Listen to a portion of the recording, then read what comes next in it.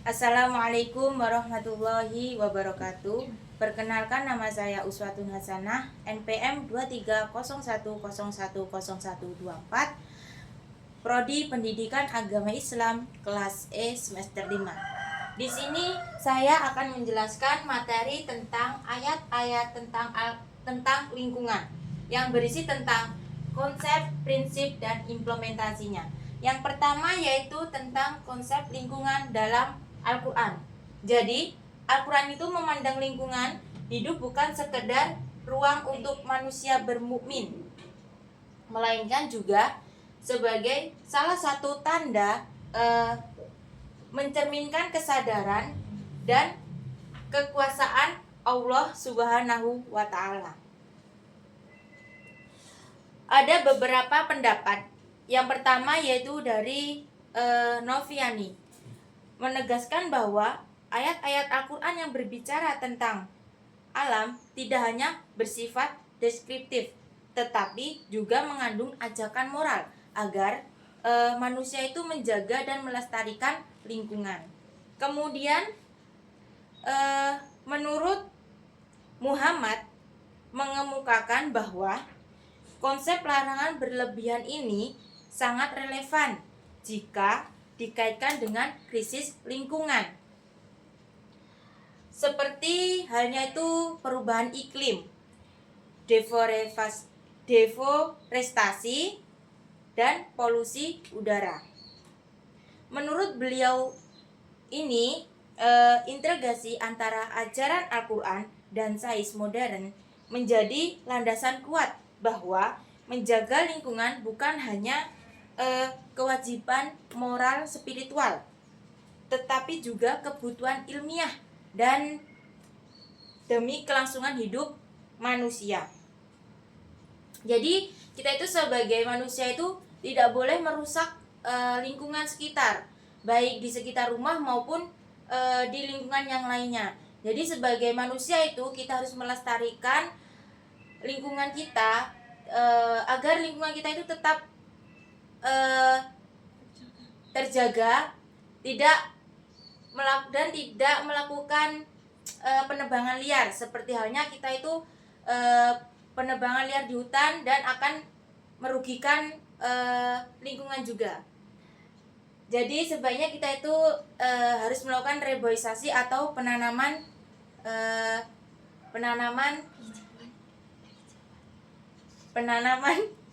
kembali tumbuhan. Selanjutnya yaitu tentang ayat-ayat Al-Quran yang membahas tanggung jawab manusia terhadap lingkungan. Pertama yaitu larangan merusak bumi. Dijelaskan dalam Al-Quran surat Al-A'raf ayat 56 Allah berfirman, dan janganlah kamu membuat kerusakan di bumi setelah memperbaikinya.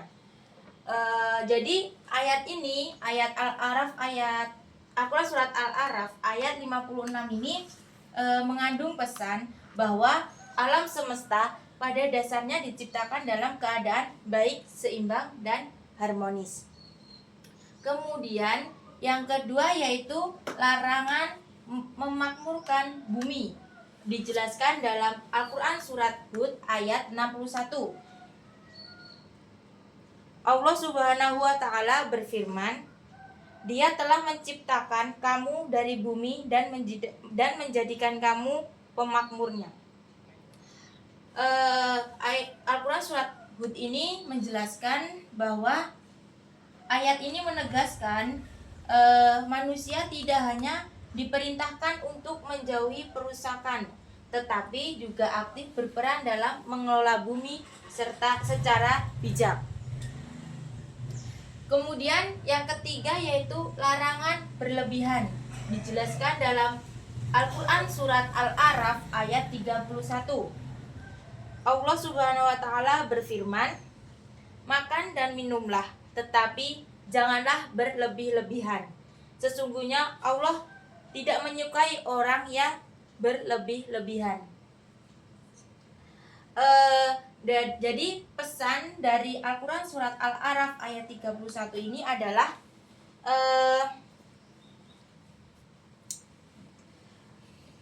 tidak hanya berlaku dalam konteks konsumsi makanan, tetapi juga dalam memanfaatkan seluruh sumber daya alam. Oleh karena itu, larangan berlebihan menjadi dasar etika ekologis Islam yang mendorong manusia untuk hidup sederhana, hemat, dan selaras dengan alam. Yang selanjutnya yaitu manusia sebagai khalifah yang dijelaskan dalam Al-Quran surat Al-Baqarah ayat 30. Allah Subhanahu wa Ta'ala berfirman, "Sesungguhnya aku hendak menjadikan seorang khalifah di bumi, di muka bumi ini." Dan ayat ini menegaskan bahwa posisi manusia sebagai pengelola bumi, oleh karena itu menjadi khalifah berarti siap mengemban tanggung jawab ekologis, yaitu mengelola alam secara bijaksana dan tidak membiarkan alam itu rusak. Yang selanjutnya yaitu kerusakan akibat ulah manusia yang dijelaskan dalam Al-Quran surat Ar-Rum ayat 41. Allah Subhanahu wa Ta'ala berfirman, "Telah tampak kerusakan di darat dan di laut disebabkan karena perbuatan tangan manusia." Dan ayat ini menunjukkan bahwa keterkaitan langsung antara perilaku manusia dan krisis lingkungan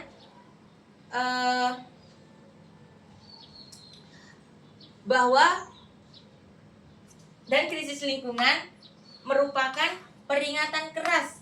Kerusakan ekologis bukanlah takdir semata, melainkan konsekuensi logis dan dari sikap manusia yang tidak bertanggung jawab. Jadi kesimpulan dari 4 ayat ini bahwa tanggung jawab manusia terhadap lingkungan menurut Al-Quran sangat luas keseluruhan.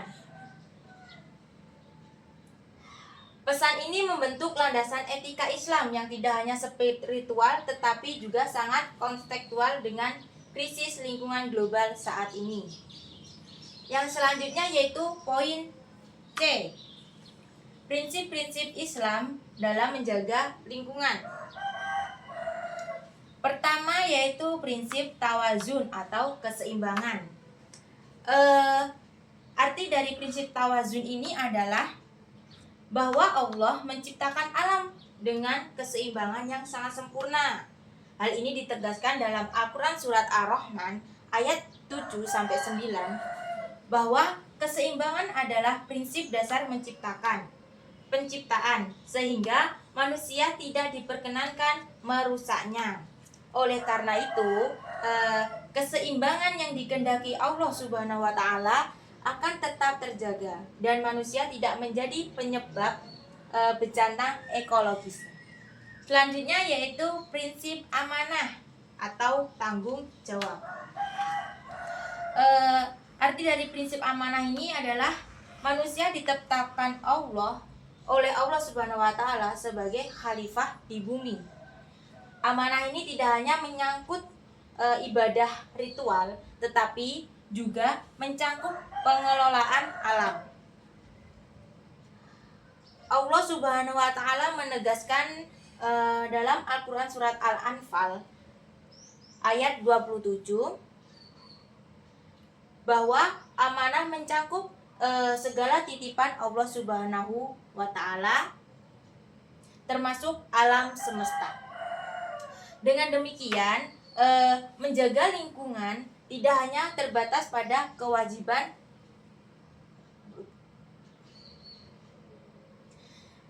bahwa menjaga lingkungan tidak hanya terbatas pada kewajiban sosial maupun aturan hukum, melainkan juga merupakan wujud tanggung jawab spiritual yang melekat pada setiap diri manusia. Yang selanjutnya yaitu prinsip maslahah atau kemaslahatan.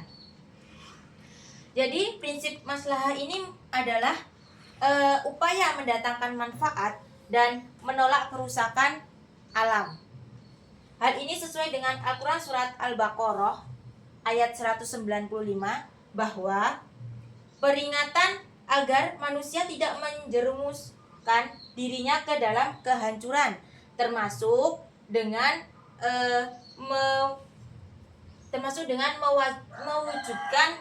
mewujudkan kebaikan bersama sekaligus bentuk ketaatan kepada Allah Subhanahu wa taala. Selanjutnya yaitu ada beberapa dampak dari kerusakan lingkungan dalam perspektif Al-Qur'an. Yang pertama yaitu kerusakan alam akibat ulah manusia. Yang kedua yaitu musibah dan bencana sebagai peringatan. Yang terakhir yaitu hilangnya keberkahan dan kesejahteraan. Selanjutnya yaitu implementasi nilai Al-Quran dalam kehidupan modern. Ada beberapa implementasi. Yang poin pertama yaitu menjaga kebersihan lingkungan. Kemudian yang kedua yaitu konservasi alam dan sumber daya.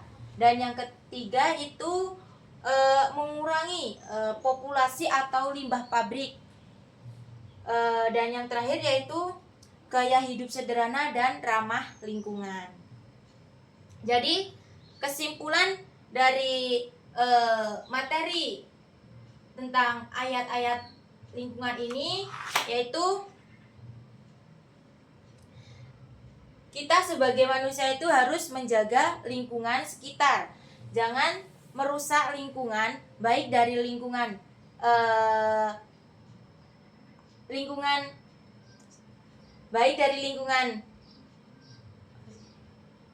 yang ada di hutan maupun yang ada di dekat rumah.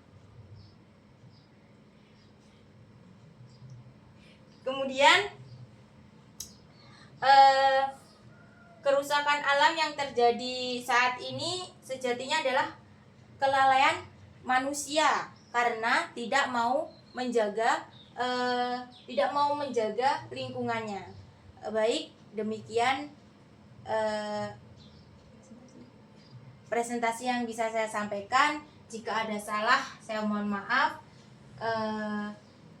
Saya akhiri, wabillahi taufiq wal hidayah. Wassalamualaikum warahmatullahi wabarakatuh. Wes.